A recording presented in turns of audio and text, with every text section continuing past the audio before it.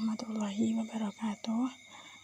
Kami dari kelompok 7 akan mempresentasikan hasil diskusi dari kelompok kami yang berjudul Dinamika Perkembangan Filantropi Islam. Sebelumnya, perkenalkan anggota dari kelompok kami. Yang pertama adalah Fadila dengan NIM 2020410006. Yang kedua Dina Lestari dengan NIM 2020410017. Dan yang terakhir saya sendiri, Riantiani Nabila Putri dengan NIM 2020410024. Pengertian filantropi Islam. Istilah filantropi berasal dari bahasa filantropia atau dalam bahasa Yunani philo dan anthropos yang berarti cinta manusia. Filantropi merupakan suatu bentuk kepedulian seseorang atau kelompok terhadap orang lain berdasarkan kecintaan pada sesama manusia. Filantropi juga dapat diartikan sebagai cinta kasih atau kedermawanan kepada sesama. Secara luas, filantropi berasal dari kata loving people, sehingga banyak dipraktikkan oleh entitas budaya dan komunitas keberagamaan di belahan dunia, sehingga aktivitas filantropi sudah lama berjalan, bahkan sebelum adanya Islam. Secara terminologi, filantropi tidak dikenal di awal Islam, meskipun para akademisi memberikan terminologi padanya seperti dengan pemberian sosial, solidaritas kemanusiaan, pemberian untuk kebaikan, perbuatan baik, dan sedekah. Akan tetapi, secara kelembagaan, filantropi Islam berada dalam keuangan publik Islam yang termanifestasi dalam bentuk lembaga, ZIS, dan wakaf. Karena dalam Islam, ZIS dapat mengandung pengertian yang sama dan sering digunakan secara bergantian atau diperuntukkan dengan maksud yang sama, yakni berderma filantropi. Hal ini didasarkan pada Al-Quran Surah At-Taubah ayat 608. Istilah zakat yang sudah ditentukan penyalurannya dengan standar zakat, yaitu adanya 8 asnaf, melainkan pada sedekah sebagai padanya.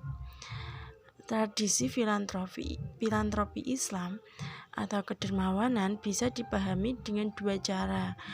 Yang pertama, kedermawanan yang bersifat wajib bagi seluruh kaum muslim untuk membayarkannya, yaitu dengan zakat. Kedua, kedermawanan yang tidak bersifat wajib atau sekedar ajaran dalam pembayarannya, yakni melakukan infak, sedekah, dan wakaf.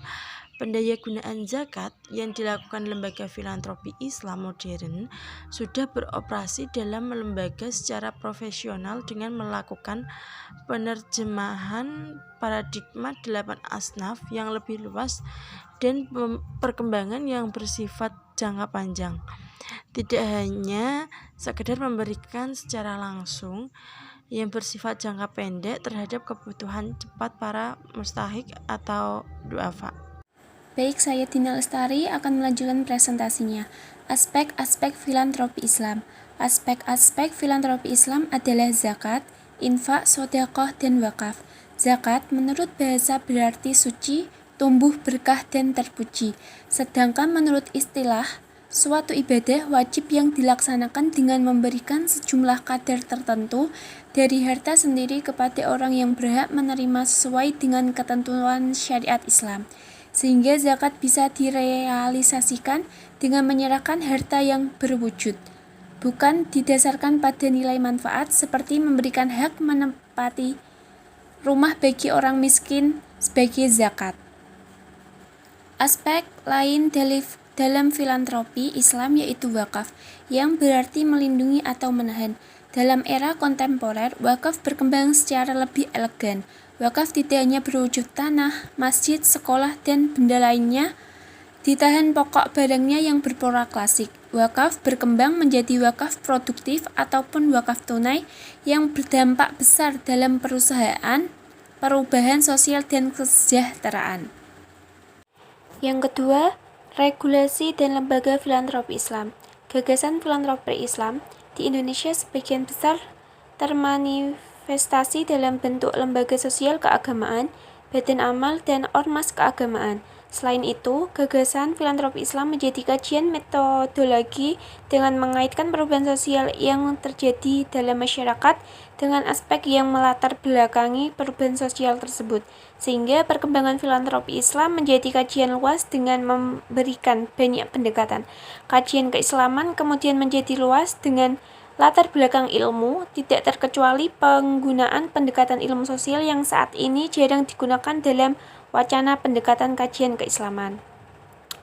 Adanya regulasi negara dalam pengelolaan dana filantropi Islam, seperti pengelolaan dana melalui lembaga filantropi Islam melalui BES atau LAS, dengan penting untuk membina hubungan dengan Allah dan membangun relasi kasih sayang antara sesama manusia. Untuk mewujudkan umat Islam yang bersaudara dan tolong-menolong. Hal tersebut didasarkan pada fungsi manajerial yang efektif berdasarkan pada dimensi ideologis yang wajib diimani dalam Islam, meski berbeda dalam penanamannya seperti basis, bazid, dan lainnya, atau yayasan dana sosial Islam. Sedangkan lembaga filantropi Islam yang dibentuk secara swadaya oleh masyarakat. Selanjutnya, pola pemberdayaan filantropi Islam. Pelayanan dan pemberdayaan menjadi sangat penting dalam bentuk gerakan yang tidak mengedepankan profit oriented, sebab dari keduanya menimbulkan efek yang saling membutuhkan satu sama lain dikarenakan terjadinya tingkat kesadaran dan kepedulian baik secara individu, kelompok, ataupun lembaga. Artinya, fondasi yang harus terbangun dalam konsep pemberdayaan yang bervisi mengoptimalkan kemampuan harus meliputi 3 hal, yaitu yang pertama, konsep silaturahmi yang bertujuan membangun lingkungan yang kondusif sehingga sumber ekonomi yang selama ini belum tergali bisa diberdayakan secara maksimal dan bertanggung jawab secara terlembaga. Yang kedua, konsep kebersamaan yang sebagai upaya umat Islam untuk menciptakan kemakmuran, sebab itu diperlukan pola kemitraan yang bisa saling membantu satu sama lain.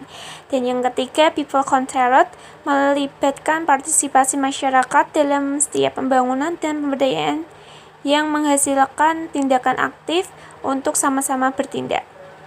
Selanjutnya, pola pemberdayaan filantropi Islam dalam teknis pelaksanaan lebih dipengaruhi oleh inspirasi ajaran Islam tentang pentingnya berderma yang bisa menyelesaikan permasalahan pokok seperti zakat dan wakaf.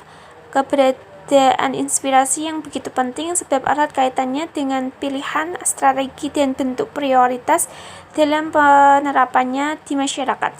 Dengan kata lain, pemanfaatan program empowering, pemberdayaan atau pendayagunaan yang dirancang oleh setiap lembaga filantropi Islam secara tersistematis dari tingkat analisasi awal penentu, pelaksanaan, feedback, hingga evaluasi program bisa berjalan dengan lancar, terencana, dan terukur. Sekian dari saya, terima kasih.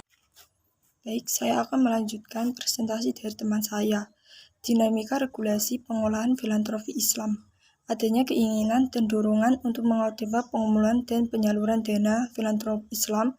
Dalam hal ini adalah zakat, infak, dan sedekah atau YIS di Indonesia semakin serius dilakukan oleh negara, yaitu dengan cara merevisi UU 39 tahun 1999 tentang pengolahan zakat menjadi UU pengolahan wakaf dan aktivisme filantropi Islam yang dilakukan oleh berbagai ormas keagamaan yang menjadi filantropi Islam seperti sumber dana pergerakannya seperti Muhammadiyah, NU, Persis, Al-Irsyad, dan lainnya. Revisi UU zakat tersebut di atas tidak hanya memberikan kepastian hukum mengenai peran organisasi menghibur zakat, melainkan juga memberi arah bahwa zakat menjadi penguras pajak. Selain itu, pengolahan secara profesional kesempurnaan oleh negara dimulai dengan memperkuat posisi Basnas sebagai lembaga semi-struktural yang berfungsi sebagai regulator dan operator sekaligus bisa mengawasi pelaksanaan pengumpulan dan penggunaan yang dilakukan oleh ZES. Artinya, peran negara ke depan akan banyak terlibat dalam pemberdayaan masyarakat melalui dana filantropi Islam yang dimukulannya sekalipun harus beradaptasi yang pola birokrasi Basnas yang tidak berbentuk LAZES. Selanjutnya, aktivitas kelembagaan filantropi Islam. Aplikasi pembelakukan Undang-Undang Nomor 23 Tahun 2011 tentang pengolahan zakat.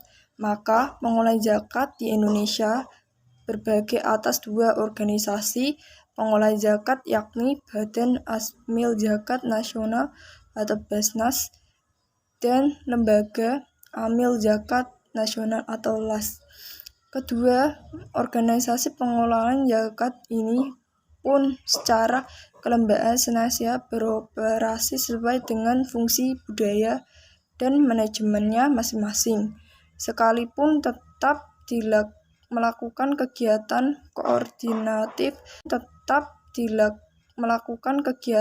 koordinatif guna melakukan penguatan kelembagaan dan optimalisasi pengolahan zakat secara profesional kolektif di Indonesia.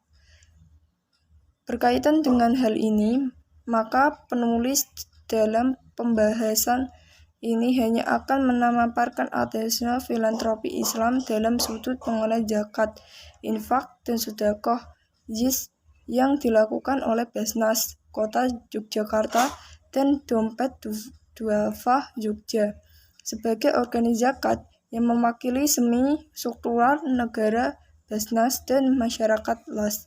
Selain itu, aspek wakaf sebagai bagian dari filantropi Islam dan pembahasan ini tidak menjadi pembahasan sehingga pembahasan pada bab ini lebih memfokuskan pada pengolahan zakat saja. Misalnya Badan Amil Zakat Nasional Basnas dan Dompet Duafa. Terima kasih untuk teman-teman yang sudah menonton videonya. Selanjutnya kami akan membuka sesi tanya jawab. Silahkan sebutkan NIM dan nama. Untuk sesi pertama kami buka 3 penanya terlebih dahulu.